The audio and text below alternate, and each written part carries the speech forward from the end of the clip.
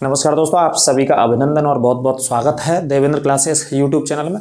उम्मीद है कि मस्त और स्वस्थ होंगे आप। आज की हमारा जो टॉपिक है वो है उत्तर प्रदेश के प्रसिद्ध लोगों के विषय में चर्चा करेंगे जो अलग अलग अपने क्षेत्रों से जुड़े रहे हैं और उन्होंने राज्य का अथवा राष्ट्रीय स्तर पर नाम किया है, भारत का नाम किया है, राज्य का भी नाम किया है। तो प्रसिद्ध व्यक्तित्व के विषय में बात करेंगे। इस क्लास में अंत तक मेरे साथ रहें, है ना। इससे आपको नॉलेज होगा कि उत्तर प्रदेश के जो हमारे प्रसिद्ध व्यक्तित्व रहे जिन्होंने हमारे उत्तर प्रदेश का नाम राष्ट्रीय स्तर पर अथवा अंतर्राष्ट्रीय स्तर पर किया है अपनी अपनी क्षेत्र में या अपनी अपनी विधाओं में, उनके जिलों को पढ़ेंगे आज हम, है ना। कौन कौन से जिले के ये व्यक्ति रहने वाले थे, चाहे इतिहास से संबंधित व्यक्ति महापुरुष हों, चाहे साहित्य के जीवन से संबंधित हों, चाहे खेलकूद के संबंध से व्यक्ति हों। ऐसे प्रश्न अक्सर करके पूछ लिए जाते हैं।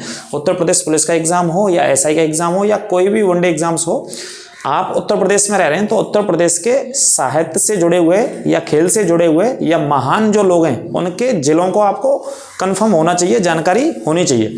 तो अंत तक मेरे साथ बने रहें। इसमें मैंने लगभग ले लिया है सारे साहित्यकारों को या प्रसिद्ध जो खेल से जुड़े हुए लोग हैं जो उत्तर प्रदेश के अलग अलग जिलों से निवास करते हैं। तो देखिए, मेरे साथ जुड़े रहें और क्लास को शेयर करें। तो उत्तर प्रदेश हेडिंग और टॉपिक है हमारा व्यक्तित्व, जो प्रसिद्ध लोग हैं यूपी के।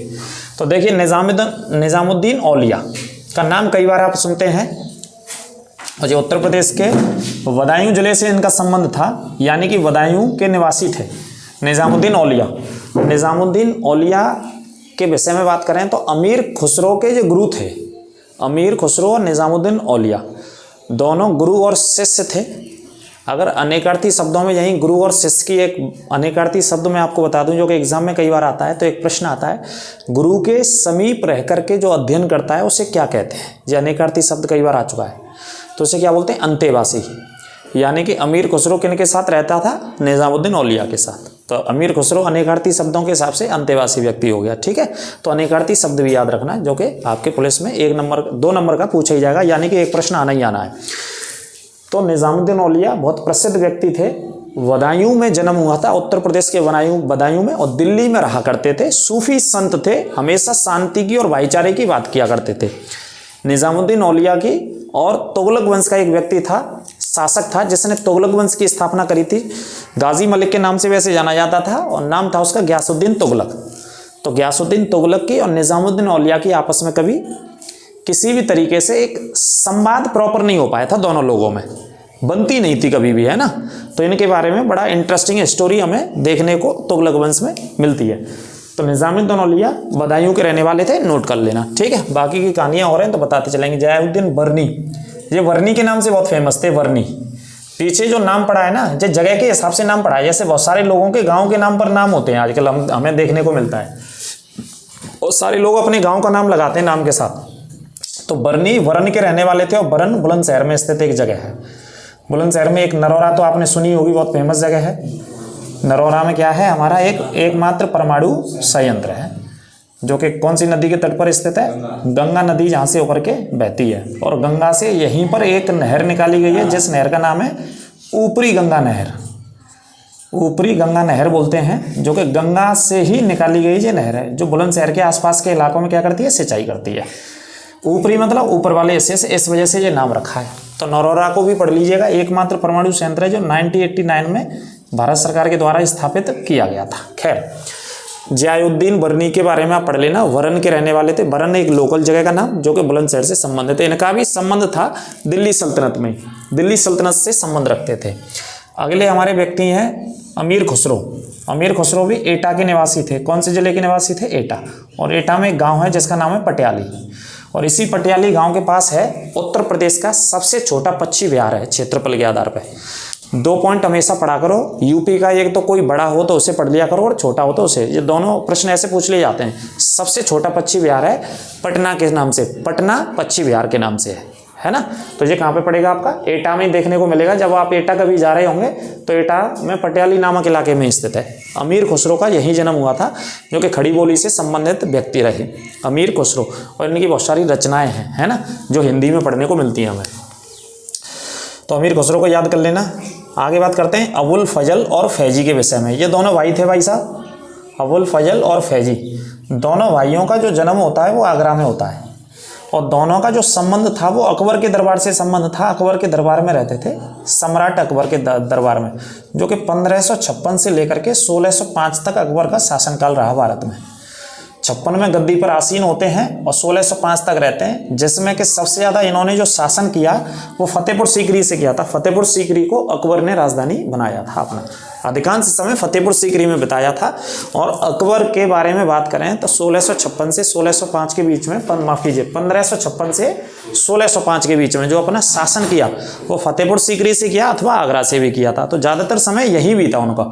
जितने भी अभियानों में वो युद्ध करने जाते थे, खासतौर पर राजस्थान के बहुत सारे अभियान उन्होंने किए हैं ना, तो आगरा से ही जाते थे और फतेहपुर सीकरी से ही सेना के साथ उनका जाना होता था। तो फतेहपुर सीकरी अकबर की राजधानी भी रही है।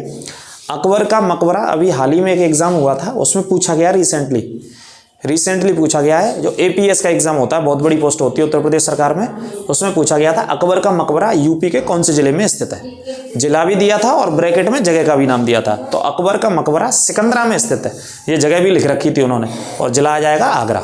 और अकबर की तीसरी पत्नी थी जोधाबाई, जो कि आमेर के राजा की पुत्री थी, और एक संधि के तहत इनकी शादी हुई थी और इनसे ही पुत्र हुआ था, अकबर और जोधाबाई से पुत्र हुआ था सलीम का, जो कि बड़ा होकर के जहांगीर बनता है। बचपन का नाम सलीम था।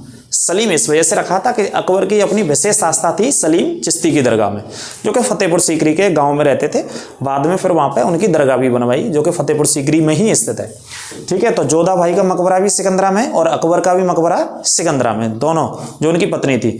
एक रोड के इस हिस्से में, इस पार में, और रोड के दूसरे हिस्से में जोधा भाई का मकबरा है। ठीक है, तो आगरा लिख लेना। बीरबल, और भी बहुत सारे पॉइंट हैं, मुगल हिस्ट्री में पढ़ेंगे तो अबुल फजल और फैजी से, फैजी एक डिपार्टमेंट संभालता था अकबर के शासनकाल में, अनुवाद विभाग को। जो ट्रांसलेट चीज़ें होती थी, जैसे हमारे हिंदू धार्मिक ग्रंथ थे, रामायण की हम बात कर लें, महाभारत की हम बात कर लें, श्रीमद् भागवत गीता की बात कर लें, और ग्रंथों की बात कर लें, तो उन ग्रंथों को इन्होंने फारसी में अनुवाद कराया। क्योंकि मुगलों की राजकीय भाषा कौन सी थी? फारसी। मुगल पढ़ते लिखते फारसी में ही थे। और हमारे यहाँ की जो प्राचीन भाषा रही हमारे वैदिक काल की, वो कौन सी रही? संस्कृत। तो हमारे जो ग्रंथ लिखे गए वो संस्कृत में लिखे गए, संस्कृत को फारसी में बदला गया, हमारे ग्रंथों को फारसी में बदला गया। तो अनुवाद विभाग को देखता था अकबर के शासनकाल में फैजी और अबुल फजल, दोनों बहुत विद्वान व्यक्ति थे, आगरा के रहने वाले थे। बीरबल वास्तविक नाम था महेश दास, नवरत्नों में शामिल थे। जे इनका जन्म होता है कालपी, और ये कहाँ पे पड़ती है जगह? जालौन में। और ये कालपी नामक जगह भी बहुत प्रसिद्ध है, और यहाँ नदी बहती है यमुना, यमुना नदी के तट पर स्थित है ये वाला इलाका, ये लिख लेना है ना। अकबर जो भी काम किया करता था, ये साहब मंत्रिमंडल में शामिल है बीरबल, अकबर के में, अकबर के जो मिनिस्टर्स होते थे, अकबर के मिनिस्टर्स में शामिल है, और बहुत प्रसिद्ध मंत्री थे बीरबल। अकबर कहा जाता है इनकी सलाह के बिना कोई भी कार्य नहीं करता था सामान्य तौर पर, है ना। ऐसी कहानियां हैं, किंवदंतियां हैं, जो उनके आधारों पे आप कभी जाएंगे फतेहपुर सीकरी देखने या आगरा किले में, जो कि अकबर का महत्वपूर्ण योगदान उसमें भी रहा, तो वहाँ के गाइड बहुत सारी चीज़ों के बारे में बताते हैं इनके बारे में। ठीक है। मिर्ज़ा गालिब, जो कि जाने माने उर्दू के शायर थे, मिर्ज़ा गालिब जाने माने प्रसिद्ध उर्दू के शायर थे, और इनकी जो शायरियाँ थीं वो ब्रिटिश काल में बहुत प्रसिद्ध थी, उस समय ही लिखा करते थे। हमारे भारत का पहला स्वतंत्रता संग्राम 1857 का जब युद्ध बोल सकते हैं, लड़ाई हुआ, या पहली लड़ाई थी भारत की आज़ादी की, तो उस समय ये उपलब्ध थे। उस समय इन्होंने देखा पूरे स्वतंत्रता संग्राम को अपने आंखों के सामने होते हुए, और उसके बारे में उन्होंने लिखा भी बहुत कुछ। तो कई बार प्रश्न आता है कि उर्दू के प्रसिद्ध कौन से शायर रहे जिन्होंने 1857 की क्रांति को प्रत्यक्ष रूप से देखा? तो आंसर मिर्ज़ा गालिब। और मिर्ज़ा गालिब का संबंध था आपका आगरा से, और आगरा यमुना नदी के तट पर स्थित है, जिसकी स्थापना 1504 में सिकंदर लोदी ने की थी। इस पॉइंट को भी नोट कर लेना। और 6 में आगरा को राजधानी बना दिया था। राम प्रसाद बिस्मिल जाने माने हमारे क्रांतिकारी, बहुत प्रसिद्ध क्रांतिकारी, जो कि कम उम्र में भारत की मिट्टी के लिए, भारत की आज़ादी के लिए अपने प्राणों को न्योछावर कर दिया। इनका संबंध था उत्तर प्रदेश के शाहजहाँपुर से। शाहजहाँपुर में इनकी क्या है? समाधि स्थित है। अगर समाधि की बात करें अभी, तो इस समय जो इनकी समाधि है राम प्रसाद बिस्मिल की, शाहजहाँपुर में। मुस्लिम व्यक्ति थे राम प्रसाद बिस्मिल, और इन्होंने भारत की आज़ादी के लिए लड़ाई लड़ी अंग्रेजों से। काकोरी कांड में ये पकड़े गए, गिरफ्तार किए गए ब्रिटिश पुलिस के द्वारा। बहुत सारे लोगों को आजीवन कारावास दिया। 9 अगस्त 1925 को काकोरी नामक स्थान, जो कि लखनऊ में स्थित है, 8 डाउन ट्रेन एक सरकारी खजाने से भर करके आ रही थी, उस सरकारी खजाने को लूटा। इन लोगों ने, जिनकी पार्टी का नाम HRA था, हिंदुस्तान रिपब्लिक एसोसिएशन, हिंदुस्तान गणतांत्रिक संगठन, जिसमें रामप्रसाद बिस्मिल, रोशनलाल, राजेंद्र लाहिड़ी, इस तरीके के चंद्रशेखर आजाद और बहुत सारे क्रांतिकारी थे। तो उनमें से रामप्रसाद बिस्मिल भी थे, जो कि शाहजहाँपुर के रहने वाले थे। कहाँ के थे? शाहजहाँपुर, जो कि गन्ने के शोध के संस्थान के लिए जाना जाता है क्षेत्रीय स्तर पर। उत्तर प्रदेश के क्षेत्रीय स्तर पर मतलब लोकल स्तर पर गन्ना का शोध संस्थान है, और गेहूं की सबसे बड़ी मंडी भी लगती है शाहजहाँपुर में। ऐसा यूपी में हम पढ़ते हैं लोकल। अगले हमारे क्रांतिकारी हैं अशफाक उल्ला खान और रोशन सिंह। इनका भी संबंध कौन से जिले से रहा? शाहजहाँपुर से। दोनों ये भी काकोरी कांड से संबंध थे। पहले मुस्लिम क्रांतिकारी जिनको काकोरी कांड के बाद 1927 में फांसी दे दी गई। सभी को 1927 में फांसी दे दी गई थी 2 साल बाद। काकोरी कांड कब हुआ? 1925 में। काकोरी डकैती 1925 में, और 2 साल तक जेल में रख करके इनको 27 में फांसी पर लटका दिया था। शाहजहाँपुर के रहने वाले थे। BHU बनारस हिंदू यूनिवर्सिटी, जिसकी स्थापना होती है भाई साहब 1916 में। संस्थापक थे मदन मोहन मालवीय जी। मदन मोहन मालवीय जी है, जिनका संबंध था इलाहाबाद से। कहाँ से संबंध था? इलाहाबाद के रहनेवासी थे, रहने वाले थे। BHU की इन्होंने स्थापना करी, बनारस हिंदू विश्वविद्यालय। मोतीलाल नेहरू और जवाहरलाल नेहरू और इंदिरा गांधी जी, इन तीनों का जन्म होता है प्रयागराज में। तीनों का जन्म कहाँ पे होता है? प्रयागराज में होता है। मोतीलाल नेहरू जो जवाहरलाल नेहरू के पिताजी थे, उनके बाद उनके पुत्र जवाहरलाल नेहरू और उनकी पुत्री इंदिरा गांधी का संबंध कहाँ से था? प्रयागराज। इसमें 2 लोग प्रधानमंत्री बने भारत के। आगे चल के जवाहरलाल नेहरू तो लंबे समय तक प्रधानमंत्री रहे और पहले प्रधानमंत्री रहे। उसके बाद इंदिरा गांधी भी प्रधानमंत्री रही 1966 से। लाल बहादुर शास्त्री भारत के दूसरे प्राइम मिनिस्टर थे साहब। इनकी मृत्यु ऐसी हो गई थी, एकमात्र भारत के प्रधानमंत्री जो विदेश में मृत्यु हो गई थी। उज्बेकिस्तान की राजधानी ताशकंद में 1966 में, जनवरी 1966 में। इनका जन्म चंदौली में हुआ था। चंदौली बनारस की सीमा पढ़ सकते हैं, कभी बनारस पढ़ते हैं कभी चंदौली पढ़ते हैं। दोनों जिले यूपी के सीमा बनाते हैं, चंदौली और बनारस, है ना? नहीं, इधर गन्ना अनुसंधान नहीं है, चंदौली में नहीं है। चंदौली धान के लिए जाना जाता है। किसके लिए? धान की खेती ज़्यादा होती है इस हिस्से में। तो चंदौली और बनारस सीमा बनाते हैं। तो सीमावर्ती इलाके में जन्म हुआ। तो कई किताबों में आप देखोगे तो वाराणसी भी मिल जाएगा और चंदौली भी मिल जाएगा। लाल बहादुर शास्त्री जी मुगल सराय नामक एक इलाका है, वहाँ के रहने वाले थे। ठीक है, 1904 में इनका जन्म हुआ था लाल बहादुर शास्त्री का। दूसरे भारत के प्रधानमंत्री बने थे। पॉइंट नोट कर लेना। और कहाँ के थे? दोनों जिले ब्रैकेट में लिख लेना। रामानंदाचार्य जी कबीरदास जी के गुरु थे। रामानंदाचार्य कबीरदास जी के गुरु, और कबीरदास जी बनारस के रहने वाले थे। के गुरु का संबंध कौन से जिले से रहा? यूपी में इलाहाबाद से। इलाहाबाद से संबंध रहा, ये नोट कर लीजिएगा। अगले बात करते हैं, ये लेखक साहित्यकार कवि थे जाने माने। आगरा से संबंध था सूरदास जी का, और आगरा में इनका जन्म हुआ था। सूर सरोवर, सूर सरोवर बहुत प्रसिद्ध क्या है? एक पक्षी विहार है, और झील के रूप में भी पढ़ते हैं। बिल्कुल सही जवाब है। 1991 में इसकी स्थापना हुई, उत्तर प्रदेश सरकार के द्वारा की गई, जो कि बहुत सारी पक्षियों की प्रजातियों के लिए प्रसिद्ध है, और मछलियां भी बहुत सारी पाई जाती हैं यहाँ पे। और इसी इलाके में जन्म होता है महाकवि सूरदास जी का, जो कि अष्टछाप के कवियों में शामिल थे। ये पॉइंट नोट कर लेना। अगले जाने माने कवि तुलसीदास जी। तो तुलसीदास जी का संबंध रहा है चित्रकूट से। चित्रकूट में एक जगह पढ़ते हैं हम, राजापुर गांव। चित्रकूट में कौन सी जगह पढ़ते हैं? राजापुर गांव। अच्छा, कई किताबों में आपको मिल जाएगा। आप ये जब हिंदी पढ़ेंगे तो इसमें विवाद है तुलसीदास जी के जन्म में, कई बार है ना। चित्रकूट लिख रखा है ज़्यादातर तो, कि राजापुर गांव पड़ता है। बांदा और चित्रकूट ये दोनों जिले यूपी की सीमा बनाते हैं। एक बांदा बनाता है और एक चित्रकूट बनाता है, दोनों सीमा बनाते हैं। उसी इलाके में इनका जन्म हुआ था। लेकिन कई बार यहाँ कासगंज लिखा रहता है कि तुलसीदास जी का जन्म कासगंज में हुआ था, सोरो नामक इलाके में। ऐसा है बहुत किताबों में, लेकिन वो सत्यता नहीं है। आप इस पॉइंट को देख लीजिएगा, ज़्यादातर आपको यही मिलेगा, यही वाला पॉइंट मिलेगा। ठीक है, ये बाकौरियों को फोन आ करिए। अगले हमारे हरवंश राय बच्चन जी, जाने माने कवि, लेखक, साहित्यकार हरवंश राय बच्चन जी, जिनकी मधु कलश, मधुशाला और मधुबाला ये 3 रचनाएं बहुत प्रसिद्ध रचनाएं रही हैं। 1935, 36 और 37। मधुशाला 35 में है ना, मधुशाला के अलावा मधुबाला 36 में और मधु कलश 37 में।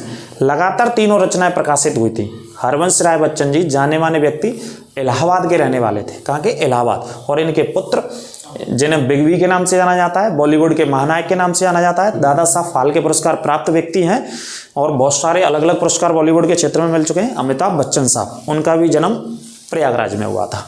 ठीक है, हरवंश राय बच्चन भी प्रयागराज के और उनके पुत्र अमिताभ बच्चन भी प्रयागराज। टोडरमल सीतापुर के रहने वाले थे। सीतापुर जिला लखनऊ का पड़ोसी जिला है, लखनऊ का पड़ोसी जिला है सीतापुर। टोडरमल जो कि वित्त मंत्री थे अकबर के, अकबर का आय व्यय का हिसाब किताब, बजट का हिसाब किताब, शासन में जितना खर्चा हो रहा है उसका हिसाब किताब टोडरमल लगाया करते थे। तो अकबर के राजस्व मंत्री या वित्त मंत्री के पद पर थे टोडरमल, ये नोट कर लेना। अगले हैं रानी लक्ष्मीबाई का जन्म वाराणसी में होता है और इनकी शादी होती है झांसी के राजा से और जिनका नाम था गंगाधर राव। उस समय क्या था, गंगाधर राव के साथ शादी होती है। ठीक है, तो लक्ष्मीबाई का जन्म कहाँ पे, वाराणसी में हुआ था। बचपन का नाम था मनु या छबीली या मणिकड़ का। रानी लक्ष्मीबाई का जन्म हुआ था। रानी लक्ष्मीबाई की जो समाधि है ये भी याद रखना, कई बार एग्जाम्स में आया है। रानी लक्ष्मीबाई की जो समाधि है वो ग्वालियर में स्थित है। कहाँ पे स्थित है, ग्वालियर में स्थित है, नोट कर लेना। मंगल पांडे जी कहाँ के रहने वाले थे, बलिया के।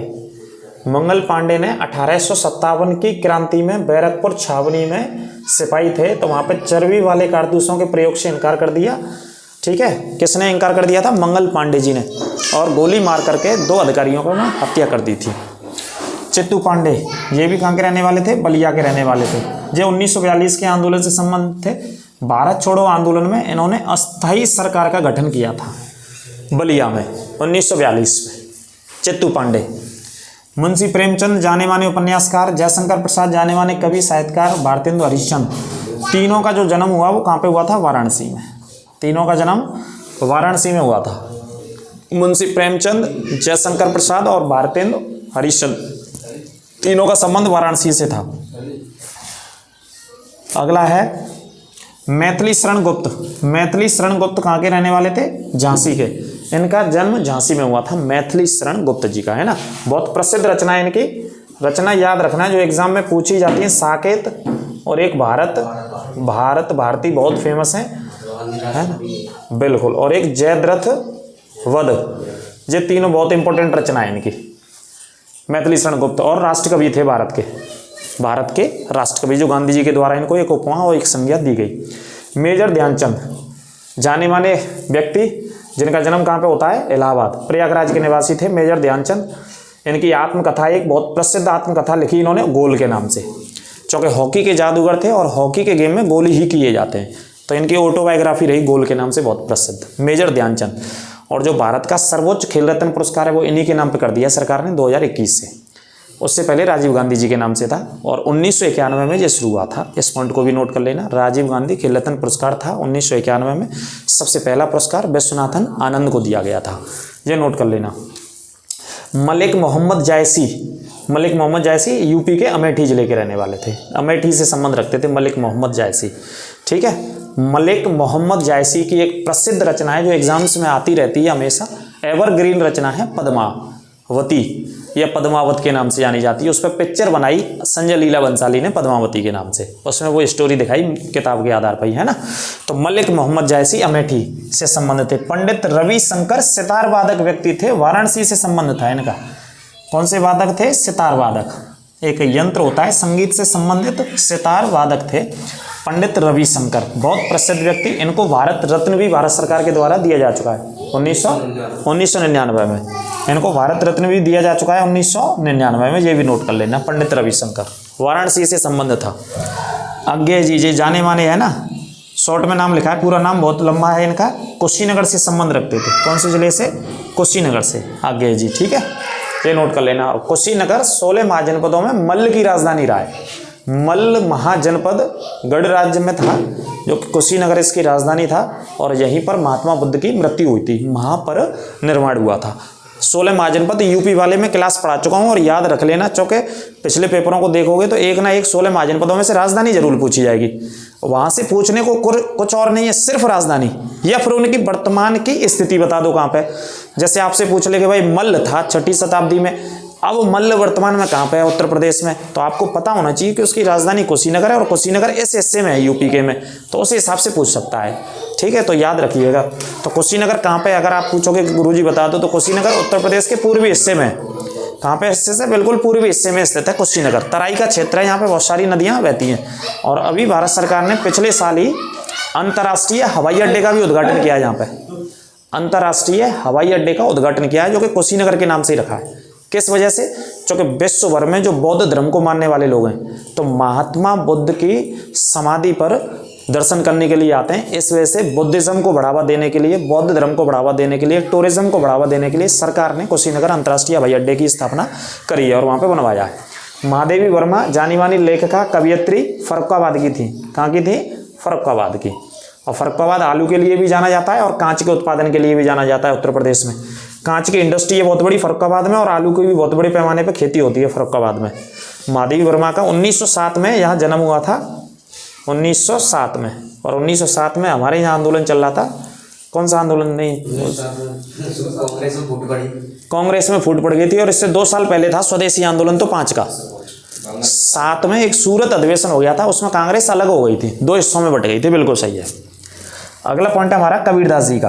कबीरदास जी का जन्म होता है साहब वाराणसी में। वाराणसी से संबंधित थे कबीरदास जी। ठीक है, ये पॉइंट नोट कर लेना। कबीरदास जी की बहुत प्रसिद्ध रचनाएं हैं। इनकी भाषा बिल्कुल अलग भाषा मिलेगी, और कई बार परीक्षाओं में आ गई है कि कबीरदास जी की कौन सी भाषा थी। तो भाषा सदुक्कड़ी भाषा थी इनकी। सदुक्कड़ी भाषा के कवि थे ये, है ना। ज़्यादातर कवियों की नहीं मिलेगी जी आपको, एक आधी अलग मिलता है, उसी को आपको याद रखना चाहिए। साखी, सवद, रमैनी, बीजक, ये 4 प्रसिद्ध रचनाएं रही हैं कबीरदास जी की, और सदुक्कड़ी भाषा के कवि रहे। नोट कर लेना। धर्मवीर भारती, जे हम तब से हिंदी पढ़ते आ रहे हैं, तब से इनके उपन्यास हमें कुछ याद रहे हैं, जैसे सूरज का 7वां घोड़ा। ठीक है, और एक और बहुत प्रसिद्ध है, भूल गया मैं, सूरज का 7वां, गुनाहों का देवता, गुनाहों का देवता और सूरज का 7वां घोड़ा, दोनों याद रखना है। ये धर्मवीर भारती की क्या है? कृतियां हैं, दोनों की दोनों, है ना, बहुत प्रसिद्ध कृतियां हैं। धर्मवीर भारती का भी संबंध कौन से जिले से है? प्रयागराज से। तो ये क्लास थी उत्तर प्रदेश के प्रसिद्ध व्यक्तित्वों की, या प्रसिद्ध पर्सनालिटी कह लीजिए, जो अलग अलग विधाओं से, अलग अलग क्षेत्रों से संबंधित थे। यदि कहीं कोई दिक्कत या गलत आपको या कुछ लगा हो तो आप अपने सुझाव दे सकते हैं, कमेंट कर सकते हैं, उसमें और बेहतर से बेहतर हम कोशिश करेंगे अगली क्लास में पढ़ाने का। क्लास कैसी लगी ये भी कमेंट करके बताएं, और अपने मित्रों और दोस्तों के साथ क्लास को ज़्यादा से ज़्यादा शेयर करें, और लगातार पढ़ते रहिए और चैनल के साथ जुड़े रहिए। इसी तरीके से हम आपको लगातार पढ़ाते रहेंगे, जिसमें करंट अफेयर्स, यूपी स्पेशल और जीएस के अलग अलग पार्ट्स की क्लास में लगातार आप लोगों के लिए डाल रहा हूँ, अपलोड कर रहा हूँ, और हिंदी की भी साथ साथ में मैं अलग अलग टॉपिक लेकर के आपको पढ़ा रहा हूँ। जितने भी जो सिलेक्टेड टॉपिक हैं हिंदी में भी, वही मैं आपको पढ़ाने की कोशिश कर रहा हूँ। ठीक है, तो मिलते हैं अगली क्लास में बहुत जल्दी। तब तक आप स्वस्थ रहिए और मस्त भी रहिए। नमस्कार, राधे राधे।